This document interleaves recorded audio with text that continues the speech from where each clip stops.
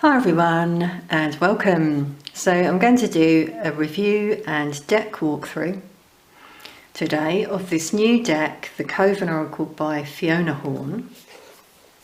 It's produced by Rockpool Publishing. Thank you so much Rockpool for sending this to me. It's much appreciated. And this deck will be available to purchase from March 2026, I believe. So at the time of recording this, you're getting a preview and hope you enjoy it. So it includes 36 cards and a guidebook. It says, create true connection. The Coven Oracle is your key to connecting magically, whether you're circling with others or walking solitary beneath the stars. Now, as you can see, it's got this wonderful design, the black and green. Metallic green, hope you can see that on camera. So I really like that, I think that goes really well. Nice box with the thumb holes, which is always appreciated because it's easier to open. And it says inside, forge your magical path. So let's have a look inside. We've got the guidebook and the cards that we'll look at in a moment. I've just noticed around the bottom there, the lovely design, the flowers, how wonderful.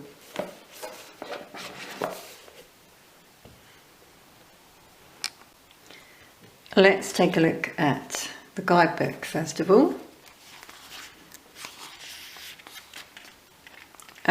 By the way, it's illustrated by Miriam Ocaña Pérez-Cerdá.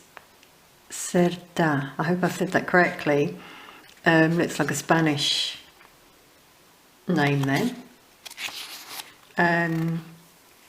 So we've got the contents, first of all. An introduction. I'll just read a little bit. Coven Oracle is a potent companion for anyone forging a magical path, whether you're circling with others or dancing solo beneath the stars. The deck was created to support witches and magically inclined people in the lived, sometimes messy, always meaningful experience of coming together in shared practice. It's also here to hold space for those who are Coven curious or simply seeking deeper communion with their craft. Okay. So there's how to use the cards. First of all,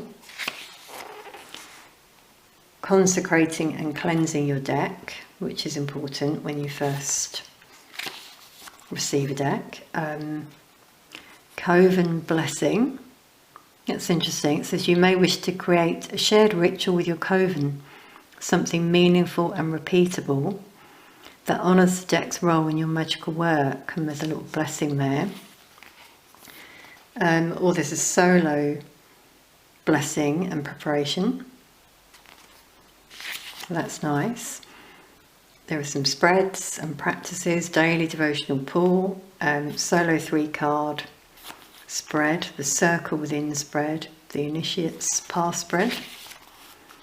Wow, there are lots. Coven conflict or concern spread, conflict resolution tool, new moon intention spread, and full moon ritual draw. So that's one card. Wow, Wheel of the Year reading, annual forecast, that would be a good one to do. Seasonal Coven, multi-card Coven reflection. So obviously if you're working in a group of people, in a Coven, this is in a group, each member pulls a card. After private reflection, come together to explore how the cards speak to your shared journey, current energies or challenges. These discussions often lead to breakthroughs in harmony, direction and shared purpose. That's a really nice idea, isn't it? Because working in a group is nice, sharing purpose and, yeah, certainly getting inspiration from each other. So I like that. Then there's the final offering, and then the Coven Oracle cards.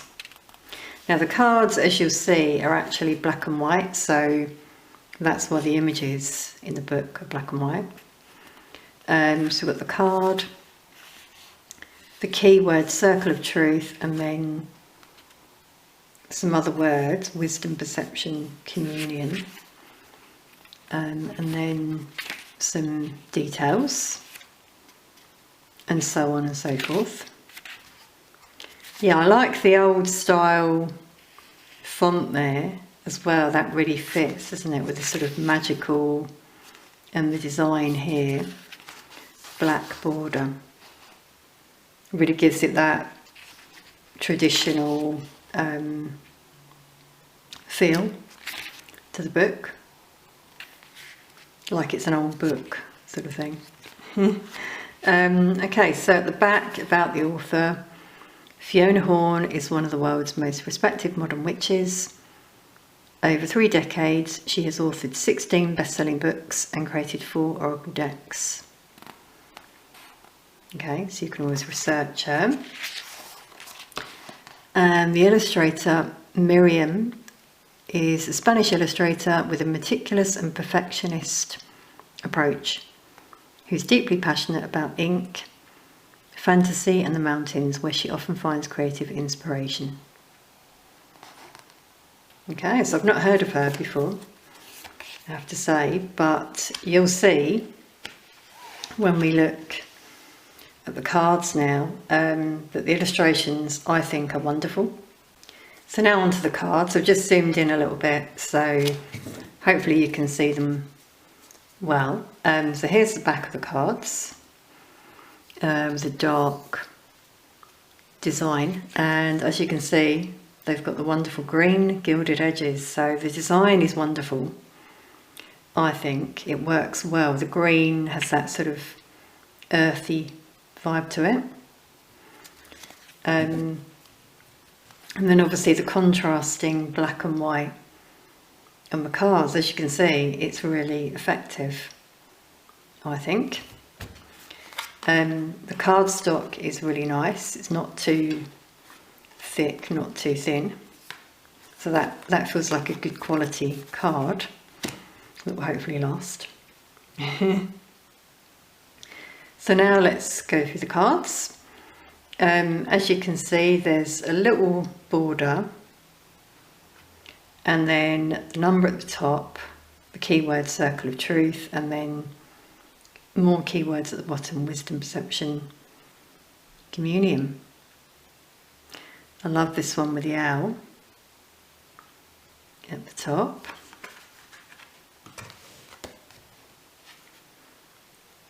So we've got altar of unity, shadow dance. I must say I love this one, the way that they're both coming out of the earth like trees.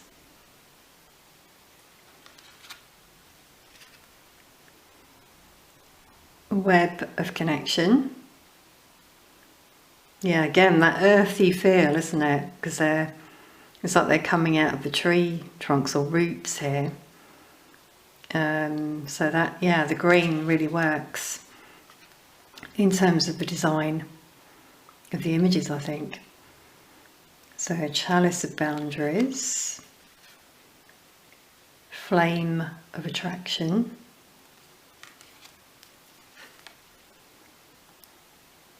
cosmic harmony. This is one that stood out to me as well. I love it. Art of balance. It's like yin yang, isn't it? With a couple here, and the words are equilibrium, accord, grace. Love that one. 9 is secret fire.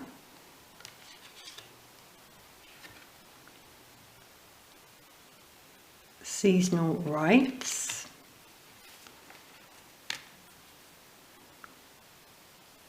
Coven code.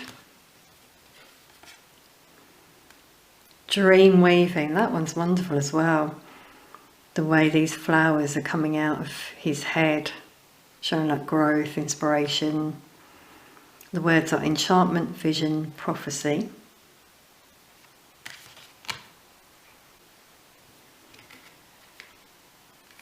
The next one's really beautiful as well, like this couple almost merging with the tree here, and the connection between them, that's beautiful.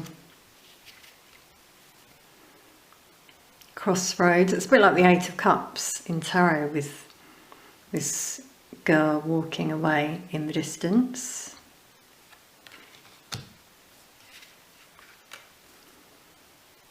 Magical exchange with an owl. Love owls. Ancestral roots, so here we've got someone like they're part of the tree. Love that one. The concept, legacy, lineage, nurture.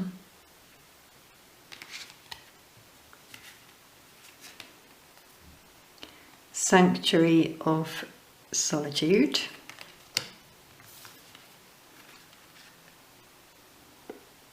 Oh, I love this one, the long weave. So here again, it's like this tree coming from her arm, and here as well. So they're part of nature. Yeah, you know, I think the black and white works, although there's a lot of nature in these cards. I think it's effective. The black and white. What do you all think? Mirror of the journey. So that's like the sort of inner child there. Yeah, the keyword reflection, possibility, multiverse. The familiar path with the stag, love that one.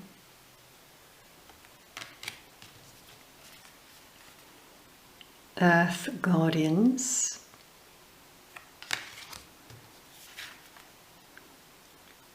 Peace practice. I love this one as well, world within, with nature, the deer, birds around her, and again it's like she's the tree trunk. Beautiful. Beautiful illustrations, as you can see. Sacred union, that is wonderful as well. It's like the roots are showing the connection they have to each other and to the earth.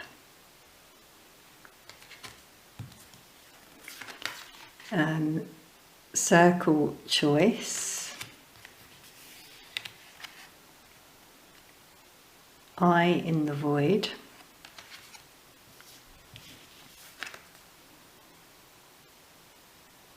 The hollow. Reaper's gift, shed, believe, become. Because like she's reborn there. She sort of looks like she's coming out of the earth as well, the leaves around her.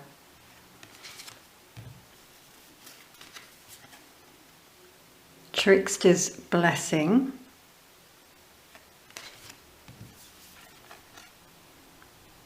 Threshold.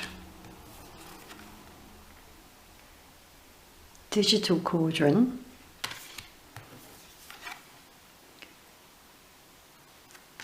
Torchbearer. Return to the coven, forgive, align, harmony. Showing the connection there. Yeah, I really love the earthly vibe to it. I do wonder what the illustrations would look like if they were in colour, actually. But I think, as I think it works as black and white because of the earth theme. Wow, I love the owl there. Owl's eyes, I just noticed. The unwritten spell. And the final card is the Power of Hex, card 36. with the snake there as a sign of shedding the old. So that's all the cards. I think they're wonderful images, and I do like the effect of the black and white for the earthly theme, and I always get balance as well as black and white, yin yang, which appeared quite a lot in this deck, didn't it? With the couples throughout who are connected. Let's just see how they shuffle.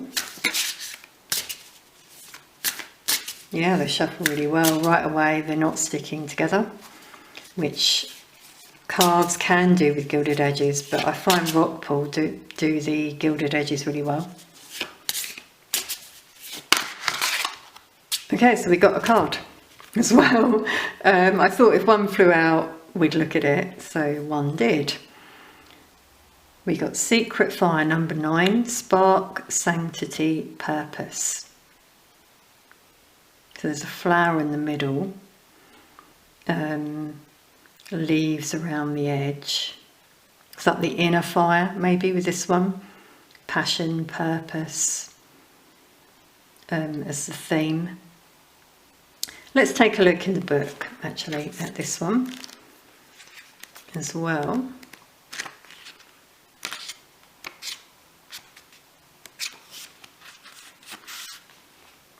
So as we saw before, we've got for the coven or for you, 2 different messages.